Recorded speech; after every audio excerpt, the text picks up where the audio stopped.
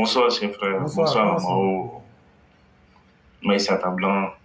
Bonsoir, Lamao, également Fiona Kouraï. Bonsoir à tous les membres du panel. Donc, chers frères, pour aller vite, vu qu'il y a d'autres intervenants, ce que je comptais dire ce soir, c'était de demander à tous nos auditeurs de toujours formuler des vœux pour le président de la République. Pourquoi je le dis? Parce que la Côte d'Ivoire a traversé un moment difficile en ayant ce Laurent Gbagbo à la tête du pays. Et quand on cause avec nos anciens disent que c'était une punition de la part de Dieu de mettre Laurent Gbagbo à la tête de la Côte d'Ivoire. C'est nous de punir les Ivoiriens. Donc aujourd'hui, le fait que Dieu nous ait donné le président de la République, vraiment, il ne faudrait pas que nous perdions ce président de la République-là, sinon nous allons replonger encore dans ce chaos-là, tant que ces forces du mal-là seront toujours là. Donc, raison pour laquelle je demande à nos auditeurs de toujours prier pour le président de la République. Chers frères, effectivement,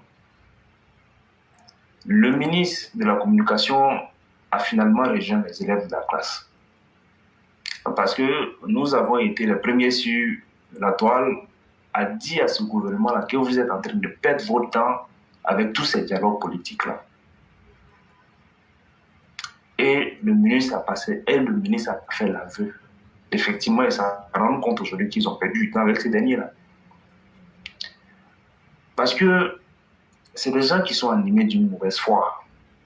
C'est des personnes qui ont décidé de se mettre ensemble afin de pouvoir embêter les Ivoiriens, afin de pouvoir empêcher l'Ivoirien lambda de vaquer à ses occupations sereinement. C'est des personnes en réalité qui n'ont jamais aimé la Côte d'Ivoire.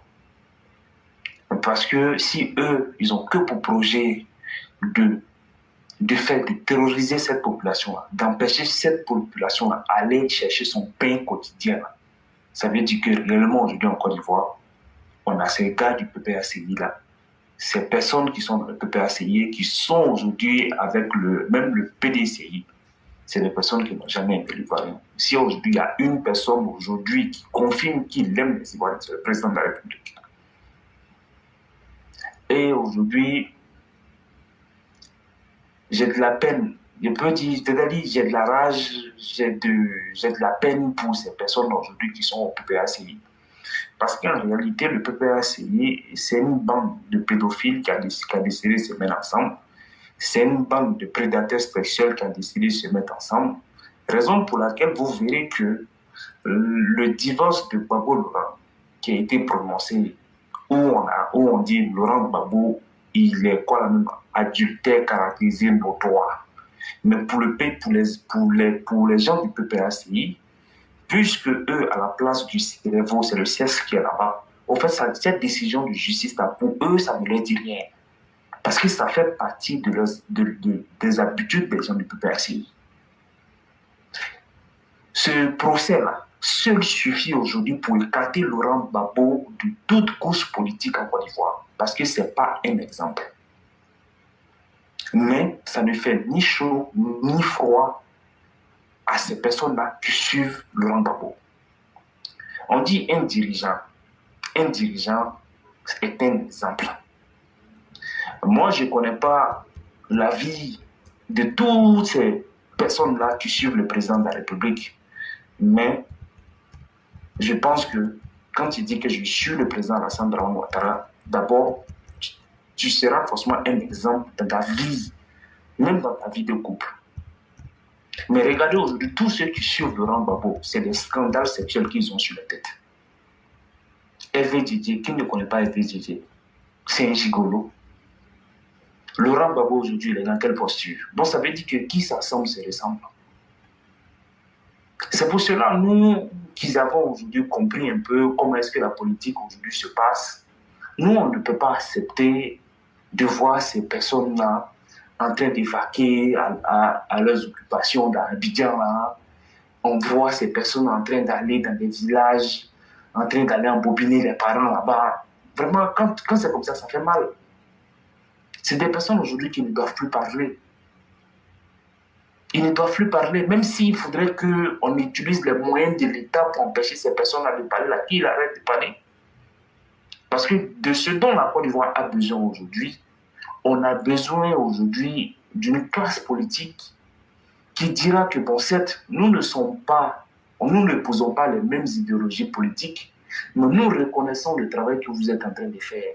Mais aujourd'hui, là, qu'est-ce qu'on doit faire pour qu'on puisse être dans la continuité de l'émergence, dans la continuité du changement des quotidiens des Ivoiriens?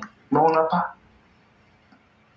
On n'en a pas. Donc, si l'État aujourd'hui utilise tous ces moyens-là pour mettre hors jeu toutes ces personnes-là, personne ne dira que le président de la République est un dictateur.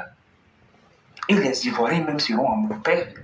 Parce que si lui, le président de la République, il a dit qu'il devait partir, il n'y a pas de fait de troisième mandat. Et au nom de l'amour de ce pays, et au nom de la considération qu'il a pour le chef et roi traditionnel, le président de la République s'est dédié et il est revenu sur sa parole. Ce sont ces mêmes choses aujourd'hui que le président peut utiliser aujourd'hui pour écarter définitivement de la politique ces personnes-là. Parce que vu qu'aujourd'hui, lui, il est le baromètre, en termes de changement de vie, en termes de développement, c'est quelqu'un qui appelle tout le temps à rassembler les Ivoiriens. Mais qu'est-ce que le président de la République attend pour fermer ces personnes-là de façon définitive? On utilise les moyens de l'État, le PPAC n'est plus un parti politique, c'est un parti politique terroriste. Et c'est le même de côté. Il n'y a rien, il ne faudrait pas que le président même, il soit gêné pour dire non, la communauté internationale, ils vont me dire qu'il est un dictateur. Monsieur le président, vous n'êtes pas un dictateur, au contraire, vous venez pour sauver la vie des Ivoiriens. Je ne sais pas quelle stratégie on doit utiliser, mais il faudrait que ces personnes aujourd'hui ne fassent plus la politique en Côte d'Ivoire. Chers frères, on a vraiment grossi le cœur. Mais chaque jour, quand on écoute les émissions, ça nous apaise. Et ça fait que de jour en jour, on est patient et on voit aujourd'hui que nos dirigeants maintenant commencent à connaître ces personnes-là. On sait très bien qu'ils connaissaient ces personnes-là. Mais ils commencent à rejoindre cette branche du RHDP ou bien du RDR là, qui leur demande juste de passer à la vitesse supérieure pour qu'on n'en parle plus. Et vivement que ce jour-là arrive, pour que toute la Côte d'Ivoire, on ne puisse pas se regarder comme ancien indépendant, qu'on puisse se dire que tu sois du nord, du sud, de l'est et de l'ouest, certes, nous ne parlons pas la même langue, mais nous sommes tous citoyens ivoiriens. Parce que tant que ces personnes-là qui sont dans le PPACI, qui sont au PDCI, tant que ceux-là seront dans la politique ivoirienne, chers frères, on est loin de passer. C'est-à-dire, on ne va pas arriver. Parce que le discours politique n'a jamais changé. Aujourd'hui, quand je fais une projection sur la Côte d'Ivoire dans les 20 ans, dans les 20 prochaines années, je dis que ces discours-là vont toujours continuer. Parce que Blé Goudé encore sera dans la politique. Les Damana Picasso, ils seront encore dans la politique. Les Kone Katina, ils seront encore dans la politique. Donc, ce sont des discours qui ne vont pas changer. Vaut mieux qu'on coupe maintenant l'arbre là, qu'on aille même jusqu'à arracher les racines de l'arbre le plus que ça pousse. Et c'est ce que le président de la République doit faire avant de partir. Donc, chers frères, comme il y a d'autres personnes qui doivent prendre la parole, je préfère m'arrêter là. Il n'y a pas de problème. Vraiment, merci beaucoup. Et je peux vous assurer que le président mettra chacun à sa place. Pour ceux qui savent voir et comprendre et lire entre les lignes, le président de la République, son Excellence Alassane Ouattara, va s'assumer et mettre...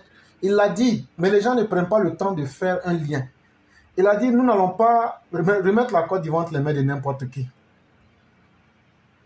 Et les n'importe qui dans la politique ivoirienne, on les connaît tous.